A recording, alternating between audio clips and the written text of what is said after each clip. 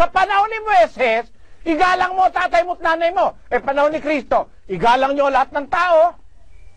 Pati tatay mo, pati nanay mo, pati tiyuhin mo, pati anak mo, igagalang mo. Iba ang batas ni Kristo kaysa sa batas ni Moises. Iba ang kautsan ni Kristo kaysa kautsan ni Moises. Ano kautsan ni Moises? Huwag kang kakain ng baboy. Ano ang sabi ni Kristo? Lahat ng nilalang ng Diyos mabuti. Bawat nilalang ng Diyos mabuti kung tinatanggap nating may pagpapasalamat. Ba't ganon? Kasi pinaliwanag ni Pablo yan. 9 Gs ng Ebreo. Pakibasa. Palibhasa'y palatuntunan lamang na ukol sa laman, na iniatang hanggang sa panahon ng pagbabago. Yung palang mga palatuntunan sa pagkain, sa mga inumin at sari-saring paglilinis, yung pala, palatuntunang ukol sa laman. Iniatang yon hanggang sa panahon ng pagbabago.